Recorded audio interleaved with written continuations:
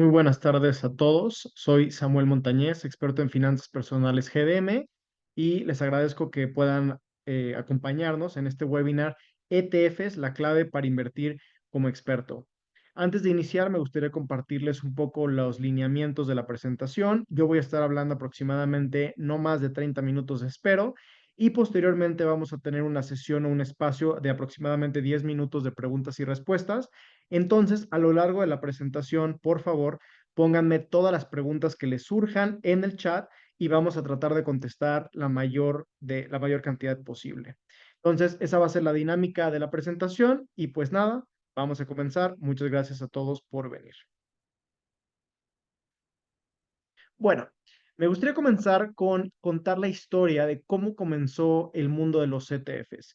Básicamente, el primer ETF de la historia es el famosísimo, a la fecha, el famosísimo Spider, como se le conoce popularmente, que ya por sus siglas en inglés, SPY, representa un ETF o un fondo de inversión que sigue o replica el comportamiento de este famoso índice bursátil, el Standard Poor's 500, que representa el conjunto de las 500 empresas más grandes, más importantes de Estados Unidos a través de una variedad de sectores. Entonces, este índice bursátil, bueno, este ETF que sigue a este índice bursátil fue el primero. ¿Y cuál fue la lógica? ¿Cuál fue la racional que llevó a la creación de este producto o este vehículo de inversión? Básicamente, hay que recordar que en 1987 hubo una crisis financiera importante y eso trajo problemas a los fondos mutuos o fondos de inversión que existían, que invertían, por ejemplo, en portafolios que buscaban replicar este índice. Y tenían muchos retos de liquidez, tenían retos a la hora de comprar y vender las acciones porque no había tal vez suficiente liquidez. Entonces eran momentos o eran tiempos complicados. Y entonces cuenta la leyenda que Nathan Most, que era un financiero que trabajaba en una de las bolsas de valores de Estados Unidos, el American Stock Exchange, fue el arquitecto intelectual de justamente el diseño del primer ETF, el SPY, junto con la empresa de inversiones State Street, que a la fecha sigue siendo uno de los principales emisores de ETFs en el mundo. Y Nathan Most tiene un background muy interesante. O sea, ¿de dónde se le ocurrió la idea de crear los ETFs? Y vamos a ver más adelante que son similares, bastante similares a un fondo de inversión normal, pero tienen una pequeña diferencia. Y vamos a ver que Nathan Most en sus antecedentes tomó esa idea y la incrustó en la creación del ETF. Básicamente, Moss trabajaba, antes de trabajar en la bolsa y en la parte de inversiones, en una empresa de importaciones de materias primas en Estados Unidos. O sea, literalmente podemos pensar en kilos de café o kilos de verduras o etcétera, materias primas que básicamente llegaban, metales, etcétera, y él como encargado en esta empresa tenía que, pues evidentemente, almacenar mucho de esas materias primas en almacenes, no sé, cracks industriales, cosas de esta naturaleza.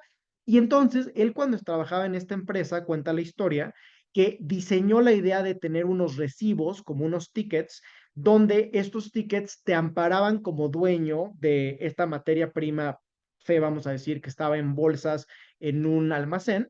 Y entonces, si tú querías vender o sea, esos, no sé, 5 toneladas o 20 toneladas o las que fueran de café que estaban almacenadas en estas bodegas, tú en lugar de tener que agarrar el café y venderlo y pasárselo pues al comprador, lo único que hacías era pasarle el recibo.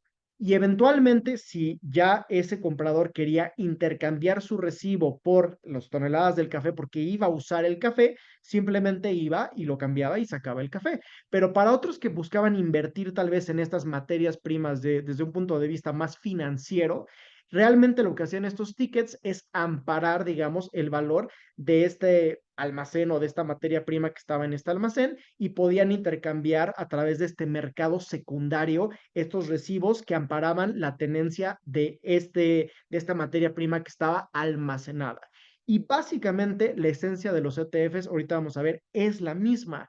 Es que cada acción representa una tenencia de una canasta de activos, que es justamente el fondo de inversión, pero en lugar de comprar directamente el fondo de inversión, yo compro cada acción como si fuera una acción individual de una empresa, pero en realidad me está dando tenencia a un portafolio, a una canasta de acciones. Entonces, él retomó esta idea que él implementó en el mundo de las importaciones y lo implementó en el mundo financiero, ya que él entró a esta parte más de inversiones. Y lo hizo con Steven Bloom, que era justamente el ejecutivo de esta empresa State Street Global Advisors, que a la fecha, como mencionaba, sigue siendo uno de los principales emisores de ETFs en el mundo.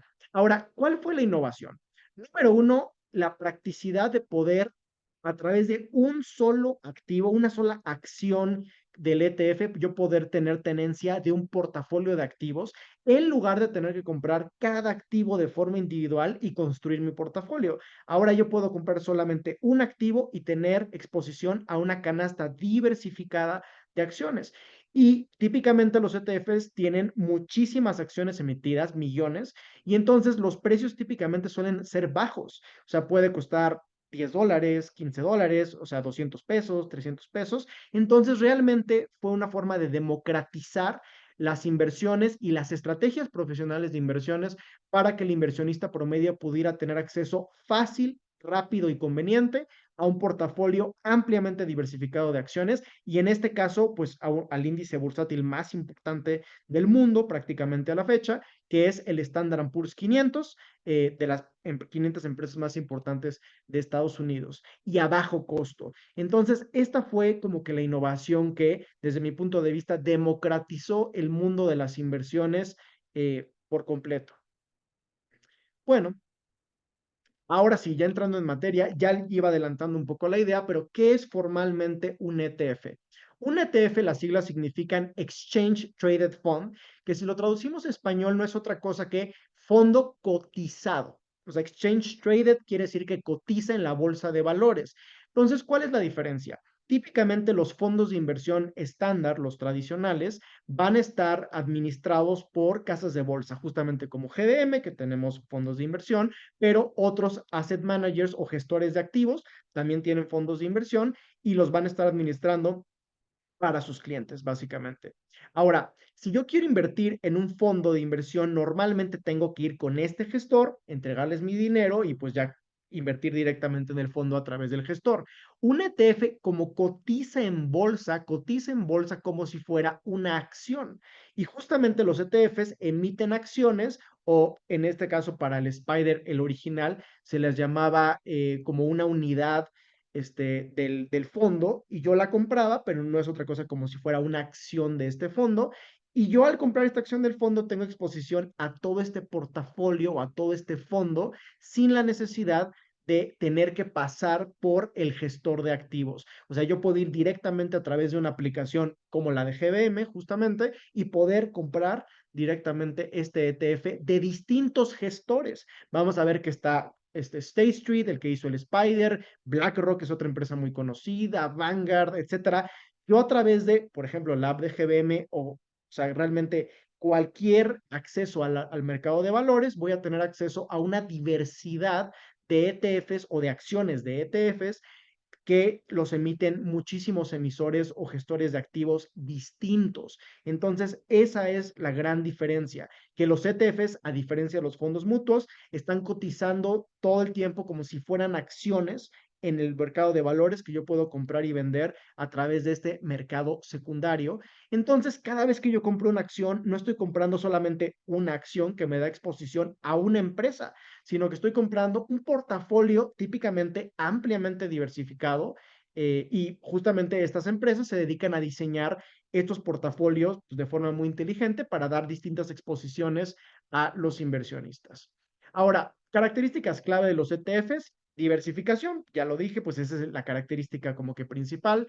Liquidez, esa es otra de las diferencias importantes. Típicamente cuando tú inviertes en fondos de inversión en un gestor de activos, y tú quieres vender tu fondo, pues vas a tener que ir con el gestor de activos Y, por ejemplo, como hemos platicado en otros webinars, dependiendo el tipo de fondo de inversión, tienen diferentes plazos de liquidación.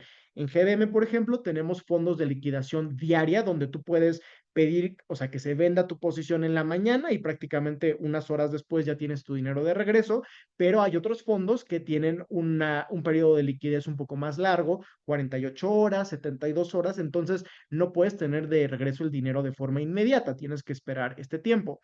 Típicamente, aunque no siempre hay que tener cuidado, los ETFs al estar cotizando pues, en tiempo real en la bolsa, te permite pues entrar y vender de forma inmediata. Ahora, no es automático, hay que decir que depende de la liquidez del propio ETF ya en el mercado de valores. Hay ETFs que no son tan líquidos, porque más adelante vamos a ver que ya hay miles de ETFs, hay muchísimos. Y evidentemente dentro de ese mundo de ETFs habrá algunos que no tengan tanta liquidez, pero otros como el Spider, que sigue siendo el ETF con más dinero invertido en el mundo, evidentemente tienen una liquidez inmensa.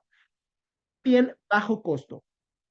Ya ha cambiado mucho la parte de fondos de inversión conforme han pasado los años, las décadas, pero históricamente para poder invertir en fondos de inversión a través de una casa de bolsa, uno tenía que tener mucho dinero. Típicamente los dineros de entrada eran muy altos.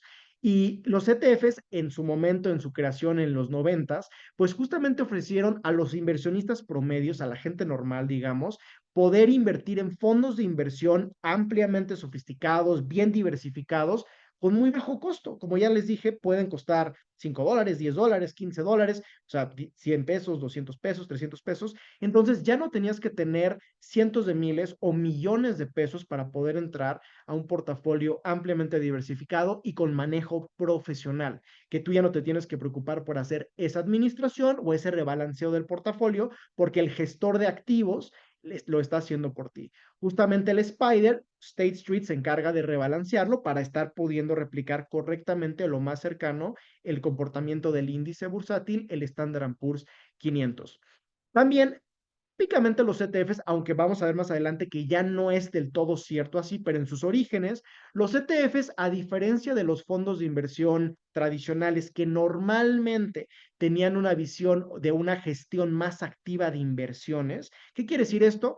Que normalmente tú le dabas tu dinero a un gestor de inversiones que tenía un fondo de inversión porque te ofrecía una estrategia innovadora, especulativa un poco, pero típicamente te ofrecían rendimientos por encima de lo que te podría ofrecer un índice bursátil como el Standard Poor's 500. Y eso es un poco, pues, esa gestión profesional, activa, poder cambiar la estrategia conforme se den las condiciones del mercado, es lo que típicamente te ofrece de valor un gestor de activos.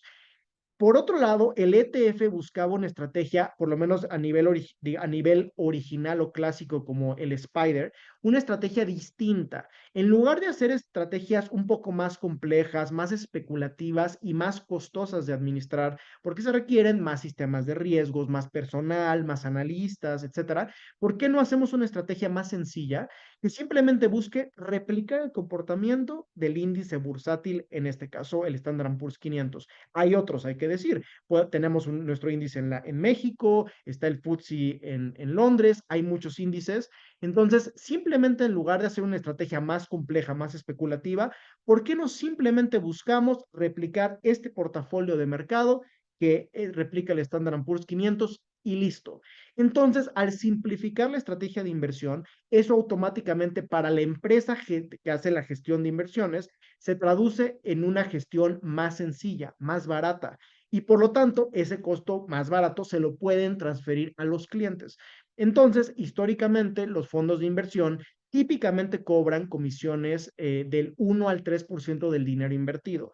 Por otro lado, los ETFs vamos a ver que normalmente cobran por debajo del 1%, prácticamente cercano a cero, a nada, o cercano al 1%, pero ahí podemos ver una diferencia clara de costos. Entonces es una estrategia de más bajo costo porque para el gestor es más barato de administrar típicamente. Y finalmente tenemos la transparencia. Típicamente, si yo me quiero meter a ver a detalle digamos, las tenencias de los fondos de inversión, pues habrá algunas empresas que sí me permiten poder ver claramente en qué está invertido, en qué están invertidos los fondos de inversión. Por ejemplo, en GBM sí tenemos más de 15 fondos donde ustedes pueden ver claramente las tenencias de los fondos, pero habrá otras empresas donde esa información está un poco más reservada para clientes que ya invirtieron o para clientes que tienen la relación, pero no está abierta al público. Por otro lado, los ETFs, como cotizan en bolsa como acciones, en todo momento están reportando sus tenencias. Entonces, ustedes pueden meterse a páginas como Yahoo Finance, digamos que están abiertas al público, y ver ahí claramente las tenencias, o sea, en qué está invertido el dinero en ese ETF. Entonces, también los inversionistas tenemos pues mucha transparencia a través de estos vehículos de inversión.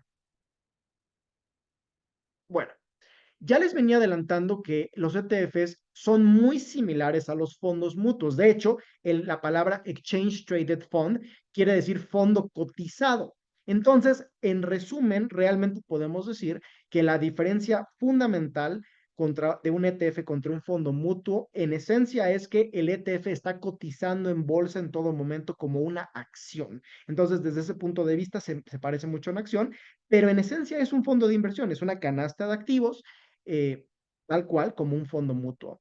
Ahora, vamos a ver que los ETFs, dado la proliferación que han tenido, el primero salió en los noventas, pero hoy hay más de 7,000 ETFs, hay un mundo de ETFs. Entonces, evidentemente podemos encontrar una variedad inmensa. Sin embargo, en esencia, en sus orígenes, realmente los ETFs, como les adelantaba, tenían mucho esta intención de no hacer estrategias tan especulativas, tan complejas, y principalmente buscar replicar índices bursátiles de todo tipo, porque no solamente hay índices de acciones como el Standard Poor's 500 o el Nasdaq, también hay índices de renta fija, o sea, de bonos, hay índices de diferentes cosas, incluso índices sectoriales que me dan, no sé, exposición a cierto sector industrial. Entonces, eso es básicamente lo que buscaban los ETFs originalmente, replicar el comportamiento de índices bursátiles, principalmente de acciones y de deuda, pero han evolucionado como vamos a ver más adelante. Ahora, como ya decíamos, esa gestión más sencilla, donde claramente tengo pues un objetivo claro y un poco más fácil de administrar, replicar este índice, hace que para el gestor o el emisor del ETF, podemos decir State Street, BlackRock, Vanguard, Vanek, diferentes empresas, les es más barato gestionar esa estrategia que típicamente la gestión de un fondo mutuo, que no siempre, también hay fondos mutuos indexados que también buscan replicar índices, pero por lo menos, más o menos, más de la mitad de los fondos de inversión, fondos mutuos, normalmente tienen estrategias que le llamamos de gestión activa. En pocas palabras, son estrategias un poco más complejas, más sofisticadas, típicamente sí buscan tener rendimientos por encima del mercado, por encima de los índices bursátiles. Entonces, no nada más replicar, sino vencer o superar cierto índice bursátil, y para eso se necesitan hacer cosas típicamente más complejas y de una gestión que requiere típicamente mayor trabajo para el gestor, y eso se transfiere en mayores costos de administración para los clientes. Ahora, podemos ya ir intuyendo que entonces el ETF normalmente, en sus orígenes, como decía, era un vehículo de inversión pues de una gestión más pasiva, más sencilla, más barato, más accesible y típicamente más conservador, al darnos acceso a este portafolio ampliamente diversificado. Bueno, entonces ya adelantamos que en realidad los fondos mutuos son muy similares a los ETFs, con la diferencia en que los ETFs están cotizando en bolsa. Por otro lado, las acciones, cuando uno compra una acción, te estás teniendo exposición a un solo activo, que eso es parecido a la pregunta de criptomonedas que ahorita me hacían. Un solo activo como Bitcoin, o puede ser en este caso una acción como Amazon. Yo solo compro una acción de Amazon y pues estoy teniendo exposición a Amazon. Cuando yo compro un ETF, sobre todo como en la esencia clásica, es un portafolio de una variedad de acciones o de bonos o de una combinación o incluso de materias primas. Vamos a ver que existen ETFs de distintos tipos. Entonces yo estoy comprando una canasta de acciones a través de una sola acción del ETF o un solo activo. Entonces se parecen a las acciones porque cotizan en bolsa, pero me dan exposición a una gama de activos o una canasta de activos.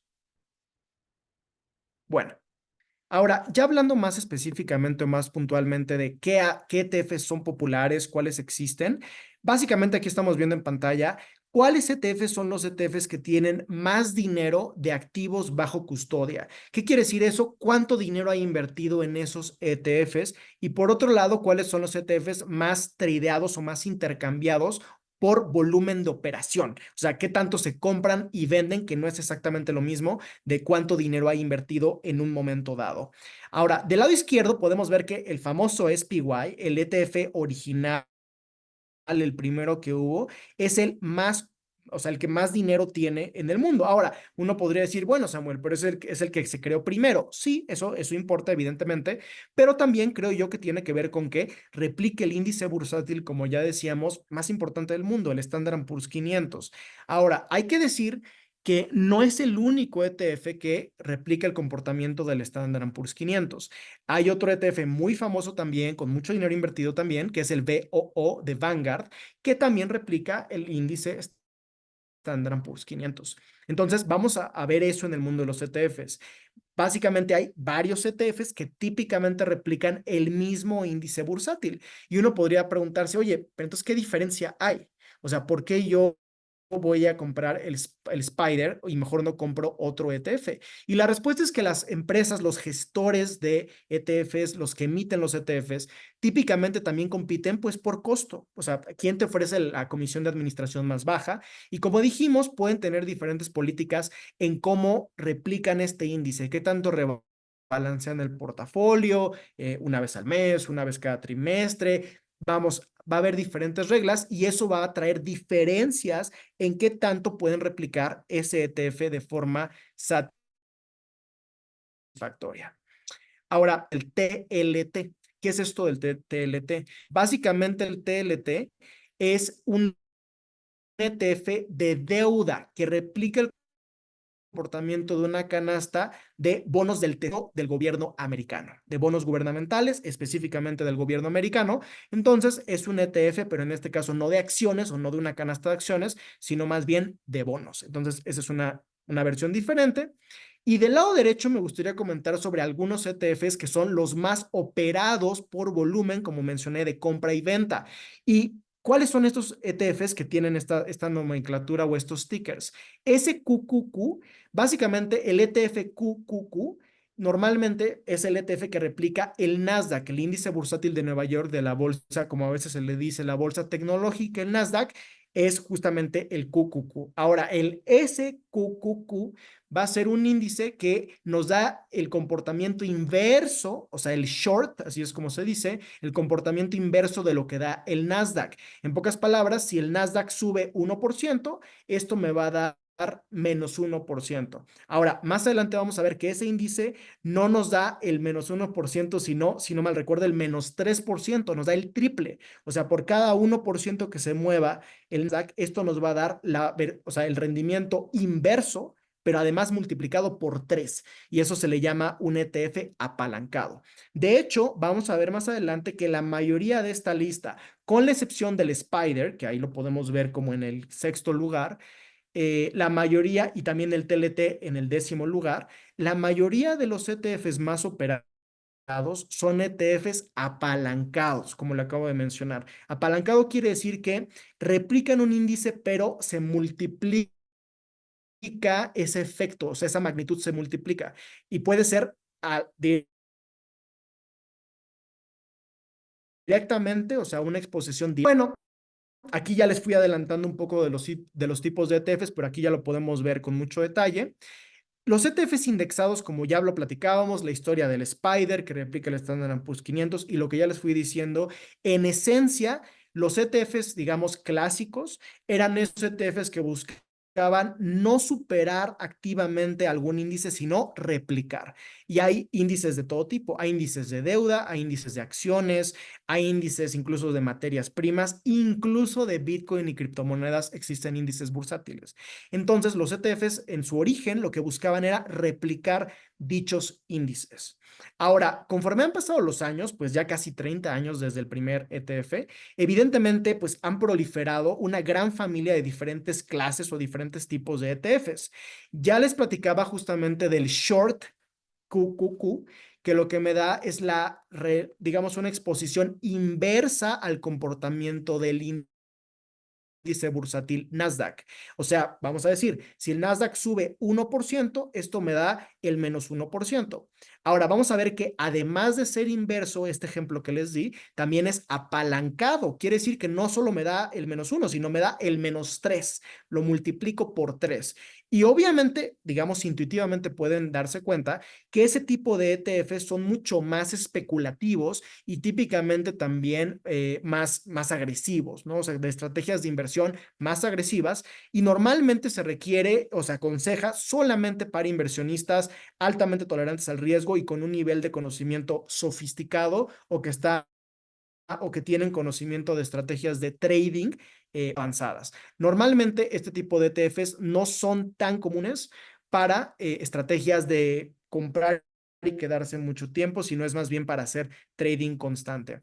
También hay ETFs sectoriales. Por ejemplo, en el webinar pasado que hablamos de inteligencia artificial, se hablaba de, oye, si yo invierto en el Standard Poor's, tengo acceso a justamente las empresas de inteligencia artificial, y justamente se hablaba de que sí, pero no. O sea, un porcentaje del Standard Poor's está invertido en empresas de tecnología, en el sector tech, y un porcentaje de esas empresas son de inteligencia artificial, pero sobre todo el portafolio, pues va a ser un cacho pequeño relativamente. Ahora, si yo quiero estar más directamente expuesto a este sector tecnológico y tener un poco más de exposición a ese mundo, puedo comprar el ETF XLK, que justamente ya me permite invertir específicamente en ese portafolio de empresas tecnológicas del Standard Poor's 500. Entonces, ahí más directamente puedo entrar a invertir en el sector tecnológico de las empresas más grandes de tecnología, las llamadas Big Tech, como Amazon, Microsoft, Nvidia,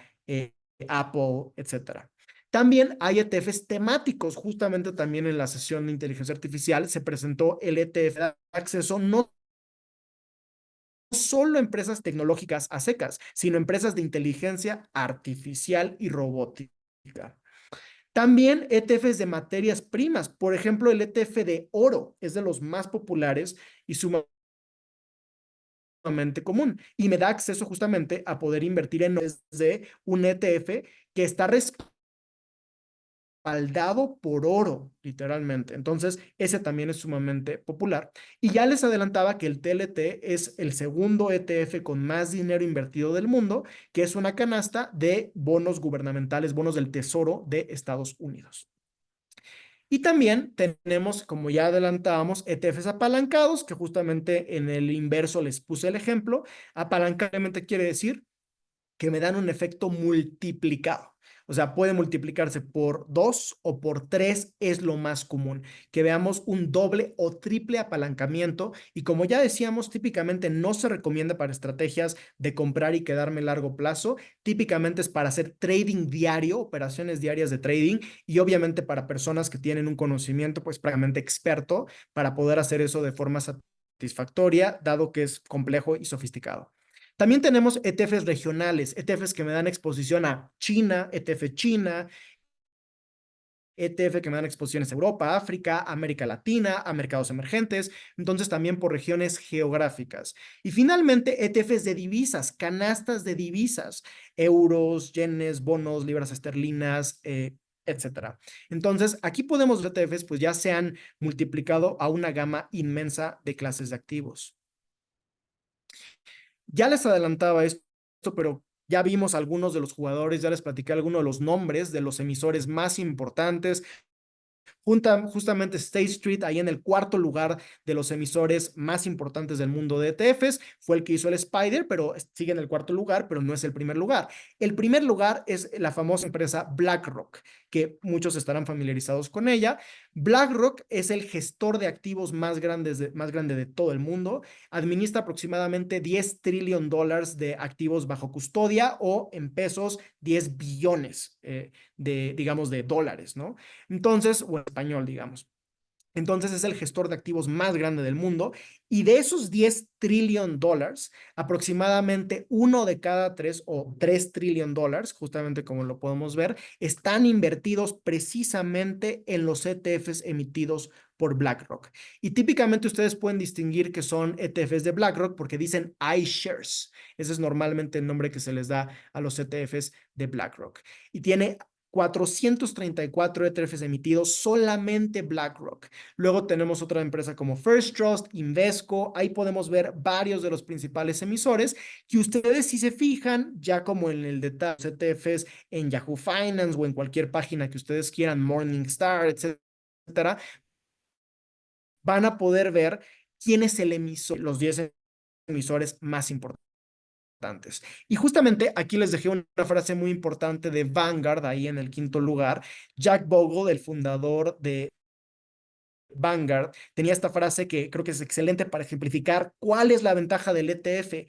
No busques la aguja en el pajar, simplemente compra el pajar.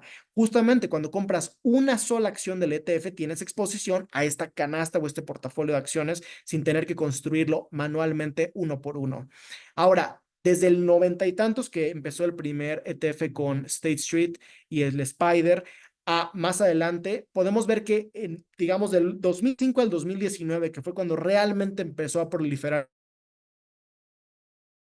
esta industria, se ha multiplicado en más de 15 veces disponibles para comprar y vender. Imagínense, es un mundo de inversión por sí mismo.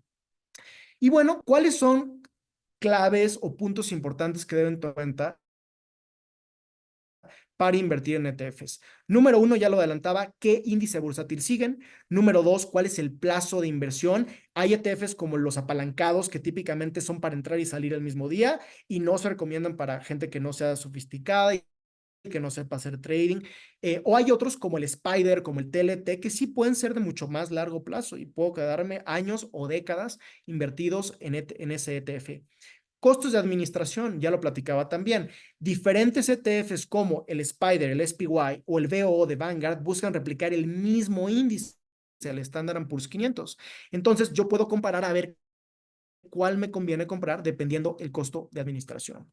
Perfil de riesgo. Si bien es cierto que originalmente los ETFs buscaban replicar índices bursátiles que pueden considerarse activos más seguros, más transparentes, más convenientes. Hoy en día hay ETFs de criptomonedas, hay ETFs apalancados triple que hacen ventas en corto, entonces esos ETFs ya son muy riesgosos, muy, muy riesgosos. Entonces hoy realmente tenemos ETFs desde toda la gama, desde muy conservadores hasta muy riesgosos. Tenemos todo el abanico. Y compensación riesgo-rendimiento. Típicamente cuando analizamos ETFs como cualquier fondo de inversión, no solamente hay que fijarnos en el rendimiento de preferencia, si es posible, los últimos 10 años, el rendimiento promedio por año, pero en los últimos 10 años, no nada más el último año. De la misma manera, hay que verlo más de largo plazo. Y, y ya, o sea, una pregunta que se podrán estar haciendo es, ¿cómo puedo yo ahora comprar estos ETFs, Samuel? Pues es muy fácil. Como ya les adelantaba, pues 7,000 ETFs en el mundo. Es realmente un universo. Ahora, a través de su aplicación de GDM, los activos que hay en el SIC, en el Sistema Internacional de Cotizaciones de la Bolsa Mexicana de Valores. Ese es básicamente como, digamos, el portal que desde tu cuenta en México puedes comprar activos que están cotizando en otros lugares, en particular en Estados Unidos. Bueno, aproximadamente ETFs disponibles, poco más de 500 ETFs disponibles que ustedes pueden comprar directamente a través de la aplicación de GBM. Ahora, evidentemente en Estados Unidos, en la bolsa, hay más, hay miles de su aplicación de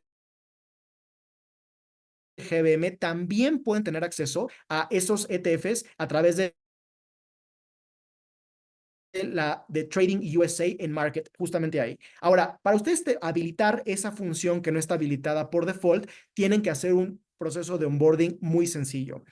Básicamente se meten a su aplicación y van a hacer el llamado onboarding black y realmente el proceso es muy sencillo, se van a tardar 10 minutos en hacerlo. Número uno, aviso de privacidad, aceptar. Número dos, llenar un breve cuestionario que va a ser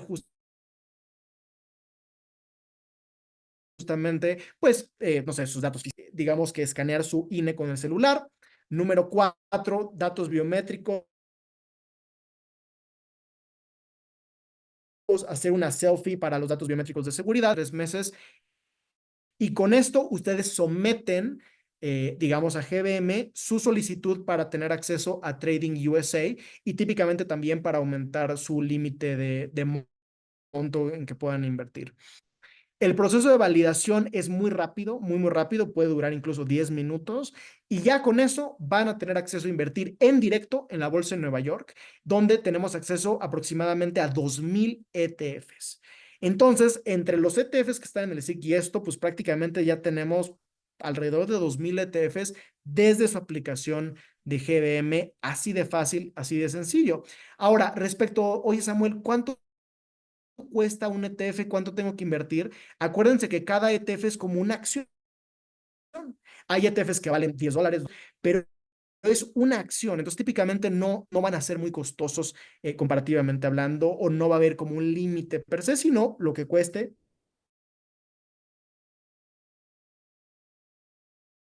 cada acción de ese ETF puntual.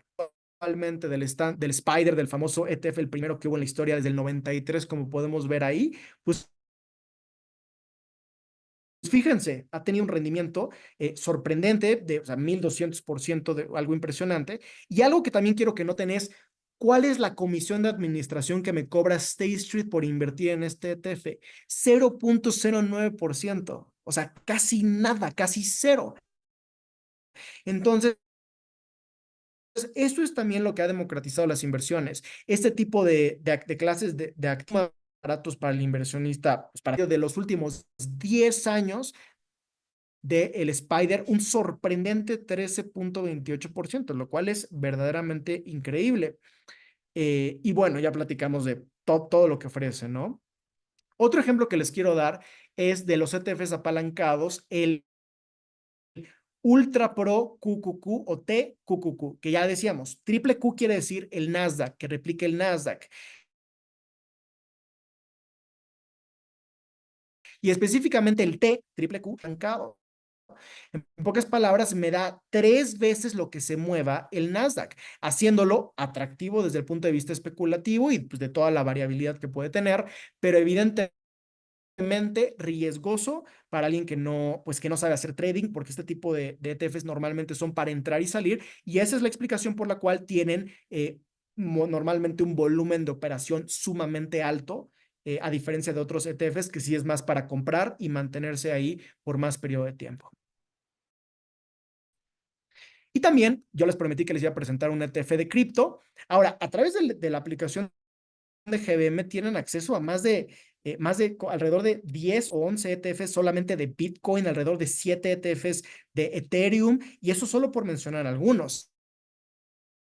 Pero aquí les presento uno de Bitcoin, que es básicamente el ETF de BTC, que replica el comportamiento de Bitcoin, que es esta referencia, el CME, CF, la referencia que está siguiendo. Y en pocas palabras, aquí lo atractivo es que incluso en criptomonedas, ustedes pueden entrar en criptomonedas comprando alguno de estos ETFs sin la necesidad de abrir una cuenta en un exchange específico de criptomonedas, y típicamente hay requisitos pues antilavado de dinero muy pesados en esas clases de activos. Aquí nos quitamos de esa complejidad, nos quitamos de la custodia, del wallet y de toda esta complejidad, y simplemente con un ETF yo puedo tener acceso a distintas criptomonedas desde mi aplicación sin mayor complejidad, y puedo tener todas mis inversiones concentradas en el mismo lugar y bajo costo. Podemos ver, aquí nos dice que cobran comisión 0,25%, sumamente barato.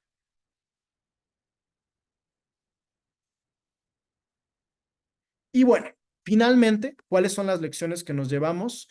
Un ETF es un tipo de fondo de inversión, como ya dijimos, que cotiza en bolsa.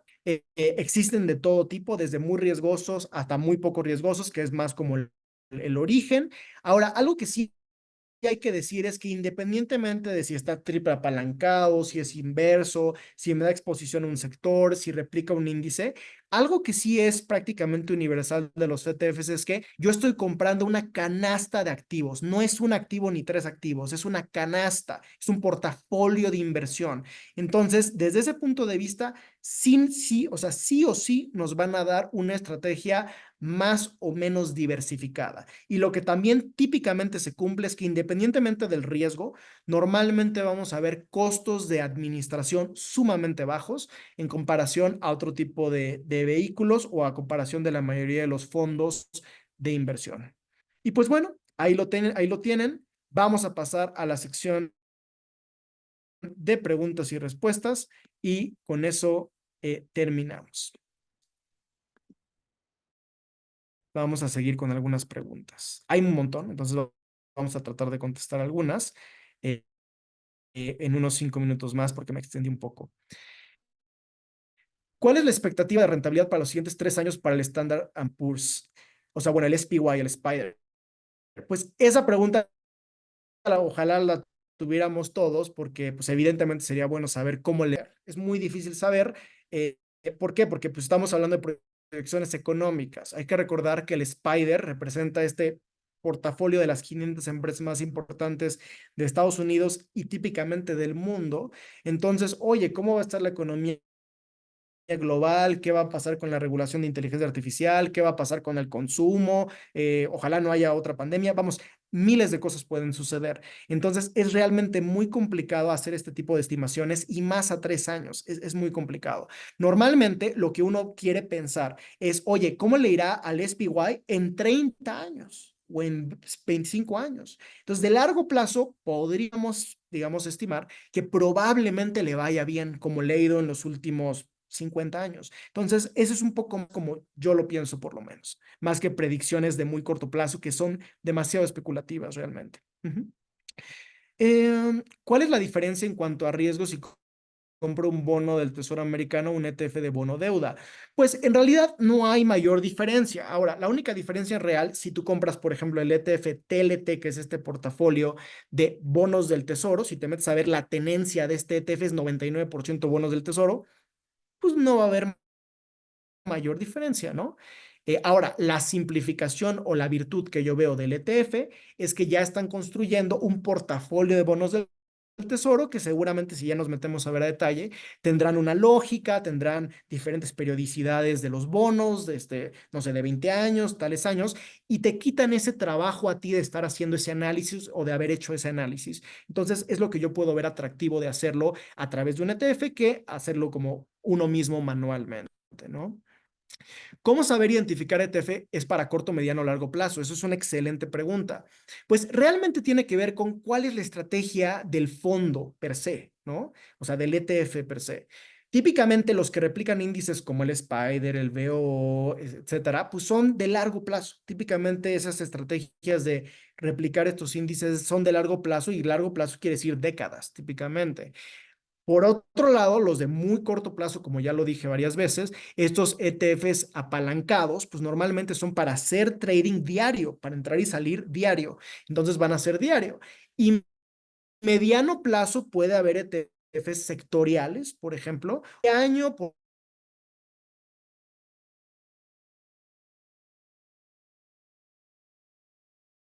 el boom de la inteligencia artificial. Yo considero que el sector Z. Ahí creo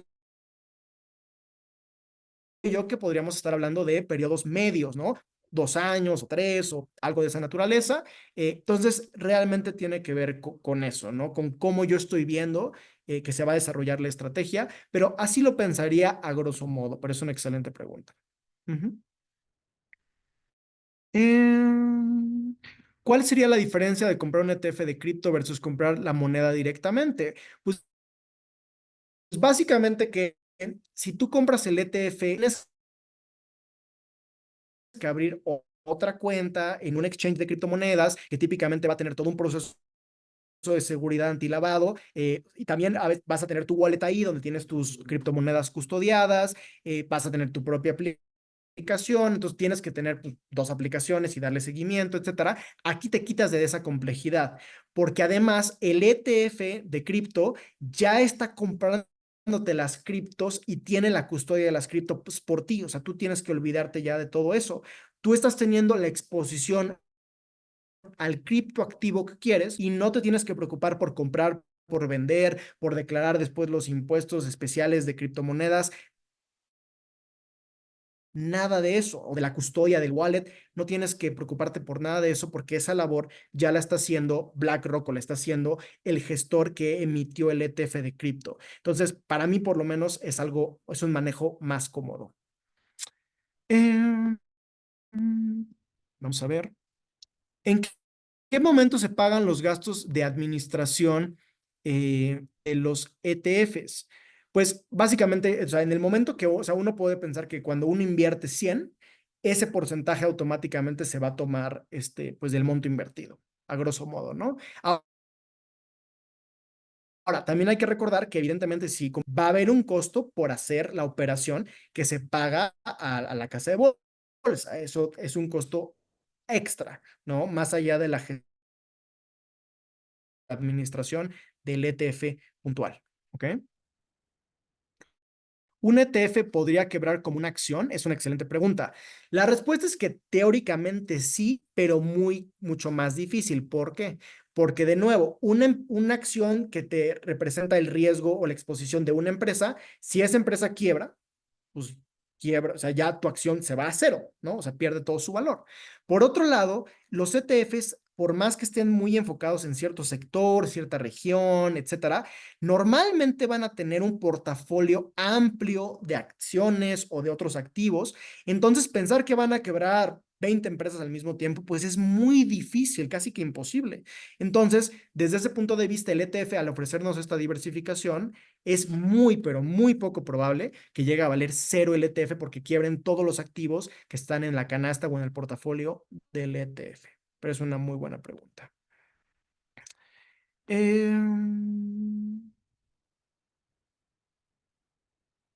Déjame ver. Una más y con esto terminamos. Mm, mm, mm. ¿Un ETF puede otorgar dividendos? Pues claro, o sea, si el ETF tiene en su panza, en su canasta de acciones, en su portafolio, acciones que pagan dividendos, por supuesto que eso también se transfiere en que va a ser un rendimiento, digamos, al cual tú vas a tener exposición, porque los dividendos pagados se suman al rendimiento del portafolio del ETF. Entonces, por supuesto, o sea, si estás invirtiendo en acciones que paguen dividendos, hay que recordar, no todas las acciones pagan. Y evidentemente, ya si estamos hablando de un ETF de deuda o de otro tipo, pues no van a pagar. ¿Ok? Bueno, pues creo que ya con esto terminamos porque ya me extendí, ya casi son las 6. Muchísimas gracias por acompañarnos. Cualquier otra pregunta, por favor, háganosla llegar, por ejemplo, a través del chat de YouTube. Vamos a subir esta grabación de este webinar en YouTube, entonces déjenos sus comentarios ahí. A nombre de GBM, muchas gracias por acompañarnos y no se pierdan nuestro próximo webinar donde vamos a hablar de finanzas conductuales. Muy buenas tardes y muchas gracias a todos.